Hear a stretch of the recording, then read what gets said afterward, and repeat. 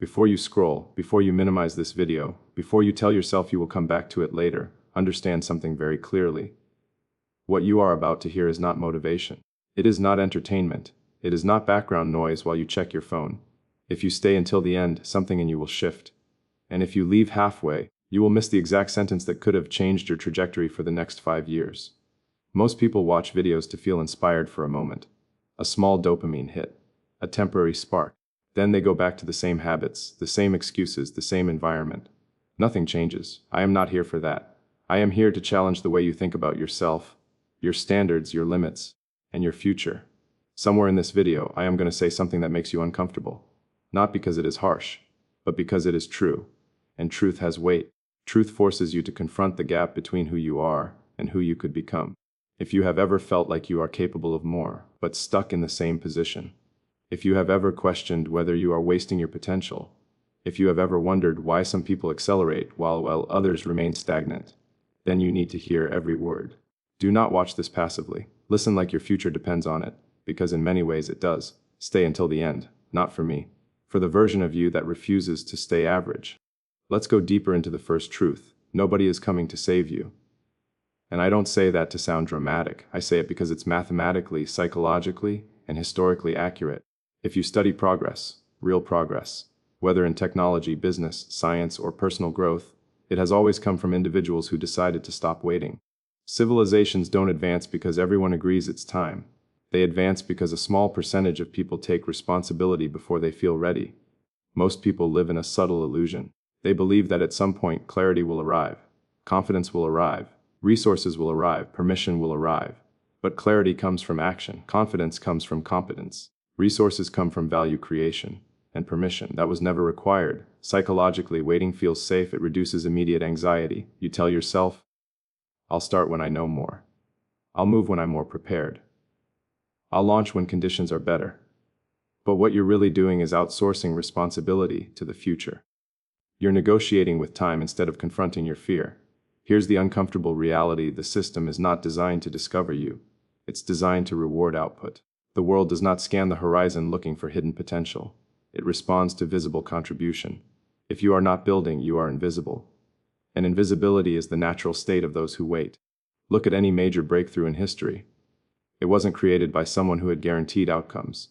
It was created by someone who accepted uncertainty as the price of impact.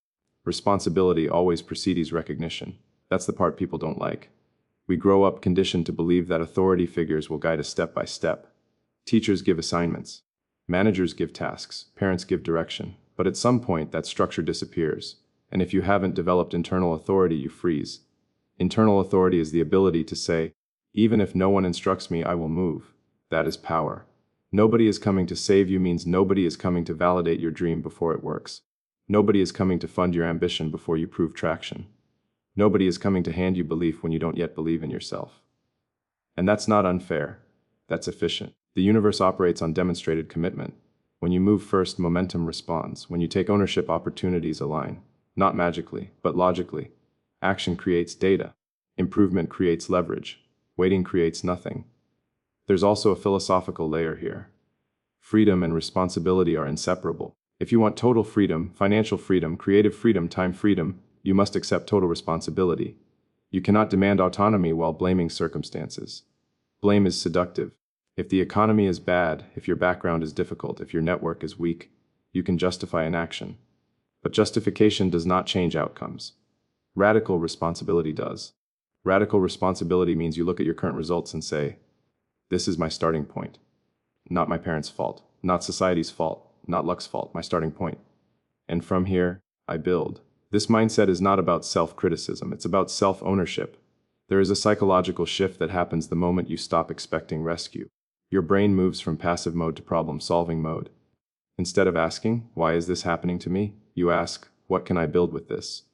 That question changes everything. You begin to see constraints as engineering challenges rather than personal attacks. Lack of money becomes a creativity problem. Lack of network becomes a value problem. Lack of confidence becomes a repetition problem. Everything becomes solvable. And once you see life as a series of solvable problems, fear loses some of its control over you. Let me be clear. This doesn't mean you do everything alone. Collaboration is powerful. Teams are powerful. Mentors are powerful. But there is a difference between collaboration and dependency. Collaboration amplifies your initiative. Dependency replaces it. If you are waiting for someone to push you, you have already surrendered leadership over your life.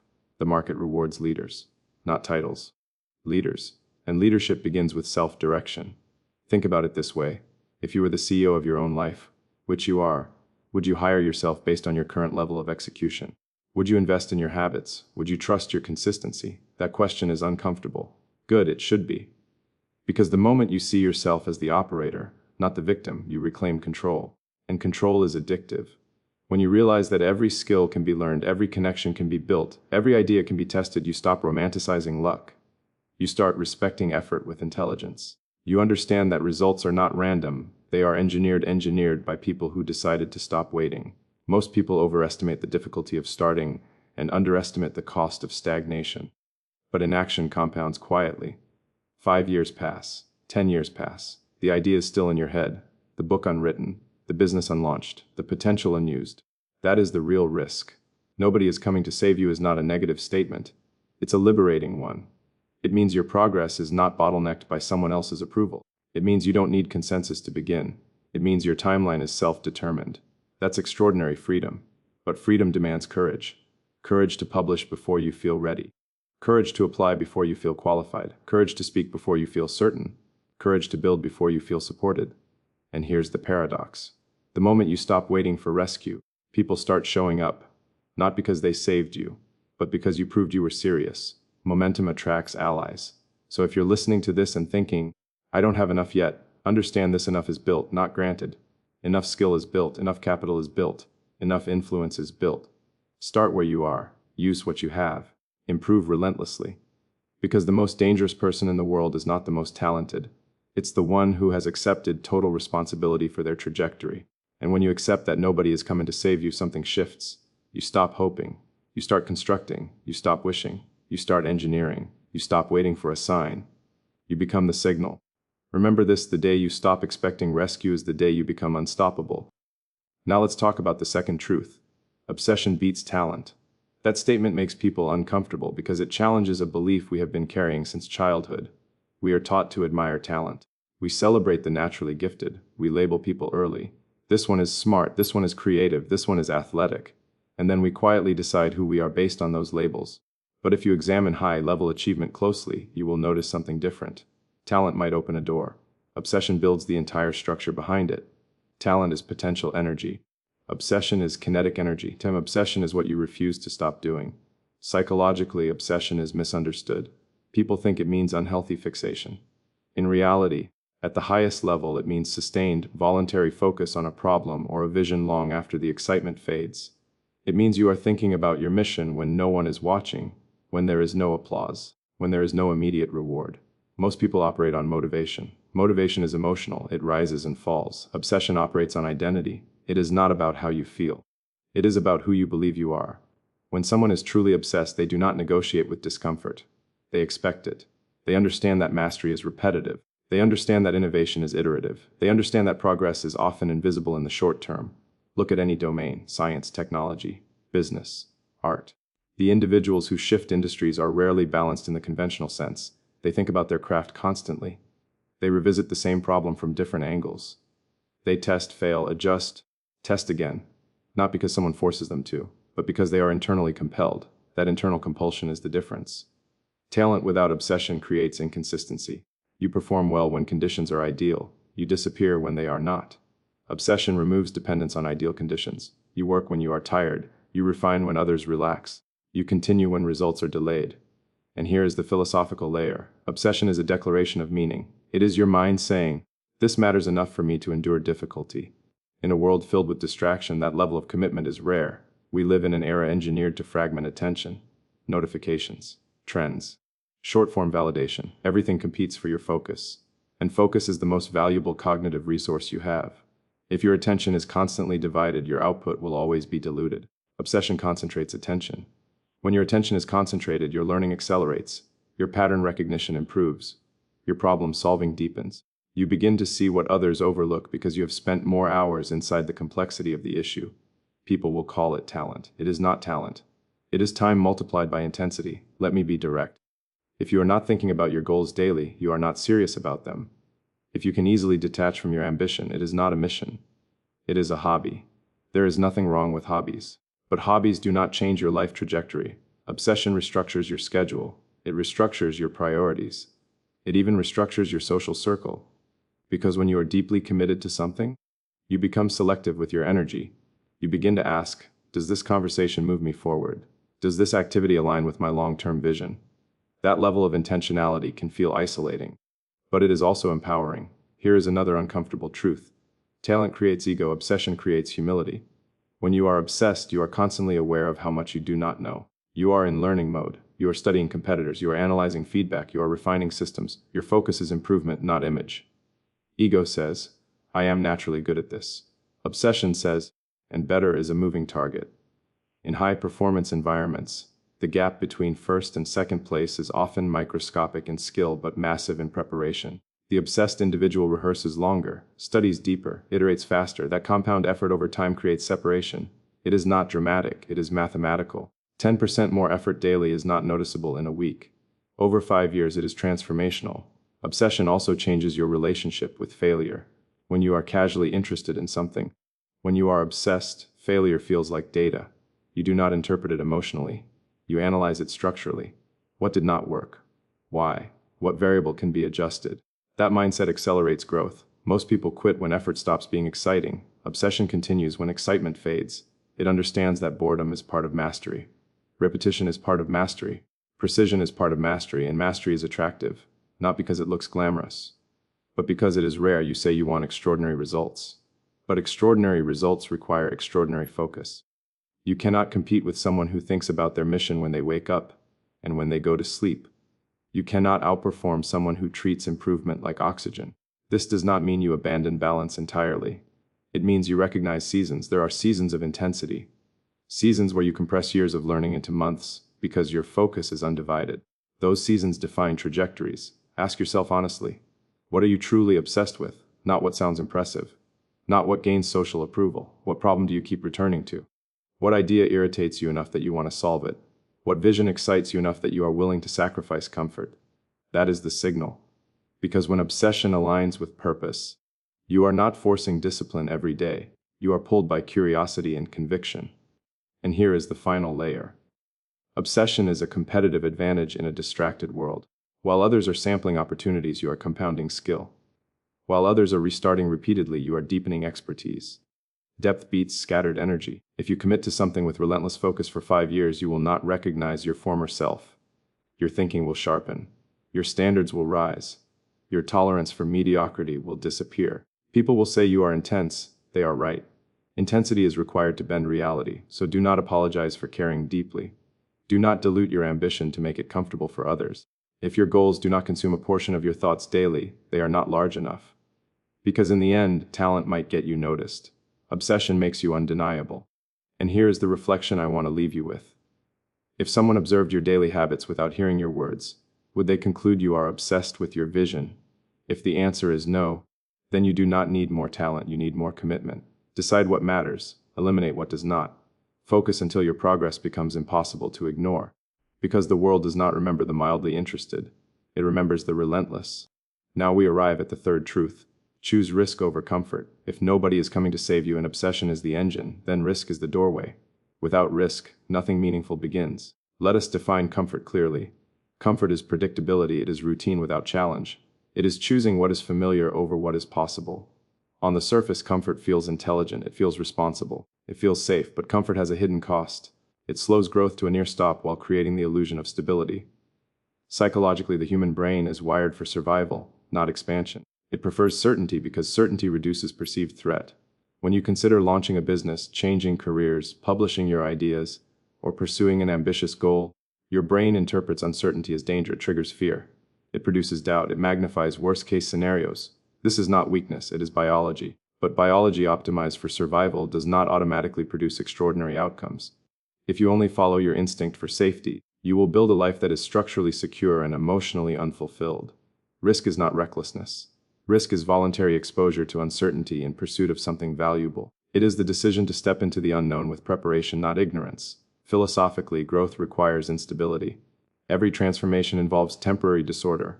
When a muscle grows, when a company scales, its systems experience strain. When a person evolves, their identity undergoes disruption. Disruption is uncomfortable. That discomfort is often misinterpreted as a sign to retreat. In reality, it is often a sign that expansion is occurring. Comfort tells you to maintain. Risk forces you to adapt. Adaptation is the foundation of progress. Consider your own life. The moments that shaped you most likely involved uncertainty. The first time you spoke publicly. The first time you made a major decision independently. The first time you faced failure and continued anyway. Those moments felt unstable at the time, but they rewired your confidence. Confidence is not built in comfort. It is built in survived risk. There is also a deeper layer to this. Comfort narrows identity. When you repeat only what you already know, your self-concept remains fixed. You define yourself by current abilities. Risk expands identity. You attempt what you have not yet mastered. You stretch beyond your current competence. In doing so, you update your self-image. You begin to see yourself as someone who attempts difficult things. That identity shift is powerful. Most people believe they fear failure. In reality, they fear social judgment and internal disappointment. They fear discovering limits. But here is the paradox. Limits are not discovered through failure, they are discovered through inaction. When you never attempt something ambitious, you lock yourself into assumptions about your capacity. Risk tests those assumptions, and more often than not, you are more capable than your fear suggests. In a rapidly changing world, comfort is not even truly safe. Industries evolve, technology advances, markets shift. Skills that are valuable today may be obsolete tomorrow. If you anchor your life to stability alone, you become fragile. You depend on external structures remaining constant. Risk builds anti-fragility. It trains you to operate under uncertainty. It strengthens decision-making. It improves resilience. You become less dependent on predictable conditions and more capable of navigating volatility. That is real security. There is a strategic element to risk as well. High reward is almost always correlated with high uncertainty. If something is guaranteed, its value is already captured. The greatest opportunities exist where others hesitate. When you choose calculated risk, you enter spaces with less competition. Most people compete for predictable outcomes. Few compete for bold possibilities. But understand this clearly. Choosing risk does not mean ignoring logic. It means analyzing downside, preparing intelligently, and then moving despite incomplete information. Waiting for perfect certainty is a permanent delay. Perfect information does not exist in dynamic systems. At some point, you decide based on probability and conviction. Conviction is built through the first two truths. When you accept responsibility, you stop blaming outcomes. When you cultivate obsession, you deepen competence. Together, they reduce irrational fear. You are not jumping blindly. You are stepping forward with preparation and ownership. Comfort also creates a slow erosion of ambition. When you repeatedly choose what is easy, your tolerance for challenge decreases. Tasks that once felt manageable begin to feel overwhelming. Your world shrinks. You begin to rationalize smaller goals because they align with your current energy level. Risk reverses that pattern. Each bold action increases your threshold for discomfort.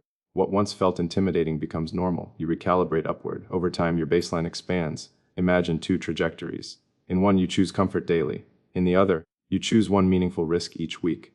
After 5 years, the gap between those two lives is extraordinary. Different skills, different network, different confidence, different impact. And it all begins with small but deliberate choices. The fear never fully disappears. Even at the highest levels of achievement, uncertainty remains. The difference is interpretation. Fear becomes a signal that something important is at stake. It becomes a compass pointing toward growth. If an opportunity excites you and intimidates you simultaneously, pay attention. That tension often indicates alignment with potential. Now ask yourself honestly, where are you choosing comfort right now? What conversation are you avoiding? What project have you postponed? What skill have you delayed learning? What decision have you deferred because it feels safer to wait? That is the frontier. Choosing risk does not guarantee success, it guarantees development. And development, compounded over time, creates outcomes that appear extraordinary from the outside. The greatest regret most people carry is not failure.